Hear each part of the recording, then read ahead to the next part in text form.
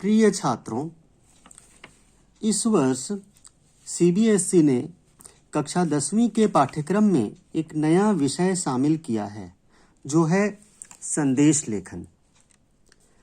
संदेश लेखन किसे कहते हैं?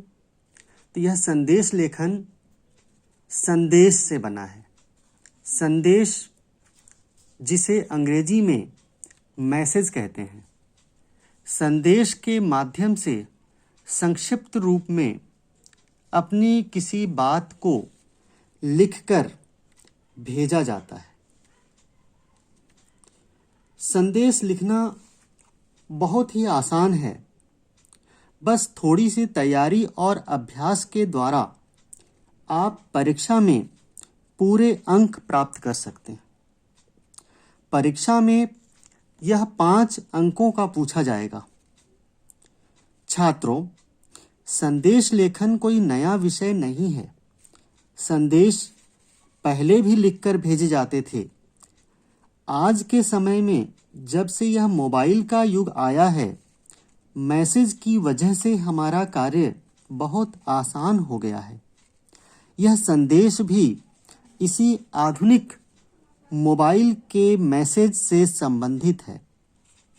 आप अपने मोबाइल में कई प्रकार के संदेश देखते हैं, जैसे मोबाइल कंपनियों के संदेश, बैंक से पैसे जमा करने या निकालने का संदेश, बिजली विभाग का संदेश, LIC का संदेश, मित्रों, रिश्तेदारों द्वारा जन्मदिन, सालगिरह या पर्व त्योहारों के अवसर पर शुभकामना संदेश, व्यापार आदि का संदेश। संदेश 2 प्रकार के होते हैं, अनौपचारिक संदेश और औपचारिक संदेश। अनौपचारिक संदेश जो घरेलू संदेश होते हैं, ये अपने सगे संबंधियों, मित्रों, रिश्तेदारों को जन्मदिन, सालगिरह, नववर्ष, पर्व त्योहारों जैसे होली, दिवाली आदि के अवसर पर ये संदेश लिखे जाते हैं। दूसरा है औपचारिक संदेश, जिसे ऑफिशियल मैसेज भी कहते हैं। ये संदेश बैंक, मोबाइल कंपनियों, बिजली विभाग, LIC और व्यापारिक प्रतिष्ठानों आदि के द्वारा भेजे जाते हैं। तो इस प्रकार संदेश कई प्रकार के हो सकते हैं। संदेश लिखने से पहले प्रश्न को अच्छी तरह समझने की कोशिश करें कि यह अनौपचारिक संदेश है या औपचारिक संदेश है। तो चलिए हम संदेश लेखन सीखते हैं कि उसका प्रारूप कैसा होगा, उसे लिखने में किस प्रकार की सावधानियां अपनाएं, ताकि हम परीक्षा में पूरे अंक प्राप्त कर सकें। छात्रों, संदेश लेखन में निम्न बातों का ध्यान रखना बहुत आवश्यक है। पहला है, संदेश की भाषा संक्षिप्त होनी चाहिए। दूसरा, कम शब्दों में अपनी बात को कहना चाहिए। तीसरा, संदेश सुखद और दुखद दोनों हो सकते हैं, इसलिए संदेश की भाषा पर ध्यान रखना चाहिए। यानी हम सुखद संदेश भेज रहे हैं या दुखद संदेश भेज रहे हैं, तो उसी प्रकार से अपनी भाषा को लिखना चाहिए। संदेश में सरल शब्दों का प्रयोग होना चाहिए। संदेश हमेशा बॉक्स बनाकर लिखा जाना चाहिए। प्रश्न पत्र में दी गई शब्द सीमा का अवश्य ध्यान रखना चाहिए। बॉक्स के अंदर सबसे ऊपर बीच में संदेश शब्द अवश्य लिखा जाना चाहिए। जैसे यहां पर आप देख रहे हैं, संदेश में सबसे पहले बाईं तरफ ऊपर में दिनांक, फिर उसके नीचे समय लिखते हैं। उसके बाद अगर अनौपचारिक संदेश लिखना है तो अपने संबंध के अनुसार संबोधन लिखेंगे। जैसे बड़ों को हम आदरणीय लिखेंगे। यहाँ पिता को संदेश का एक प्रारूप आपको दिखाया जा रहा है, जिसमें हम सिर्फ आदरणीय से आदरणीय पिताजी लिखकर उसके नीचे संदेश की विषय वस्तु लिख रहे हैं।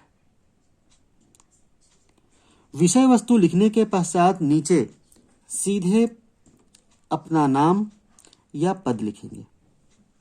तो चलिए हम संदेश लेखन के कुछ और प्रारूप देखते हैं।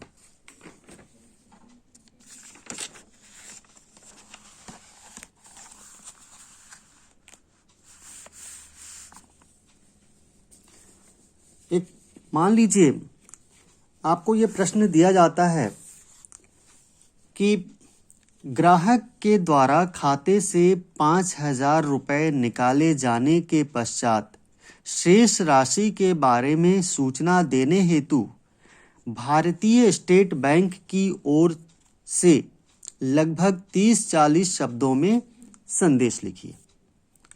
तो जैसा कि मैंने आपको पहले बताया था कि सबसे पहले हम ऊपर संदेश लिखेंगे, उसके बाद बाईं तरफ सबसे ऊपर दिनांक, समय। चूंकि यह बैंक की ओर से ग्राहक को भेजा जा रहा है, इसलिए यहां लिखा गया है, प्रिय ग्राहक, आपके खाता संख्या इतने से माधवनगर एटीएम से 5,000 रुपये निकाले गए हैं। आपके खाते में 12,575 रुपये शेष हैं। अगर आपके द्वारा यह राशि नहीं निकाली गई है तो शीघ्र बैंक को सूचित करें, भारतीय स्टेट बैंक।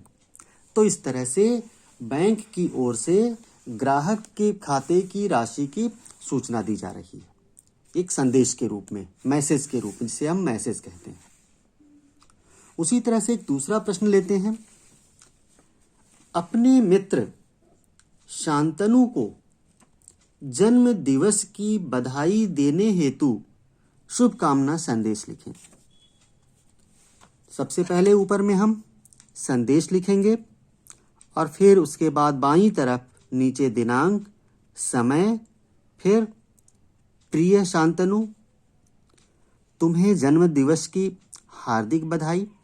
ईश्वर तुम्हें दीर्घायु प्रदान करे।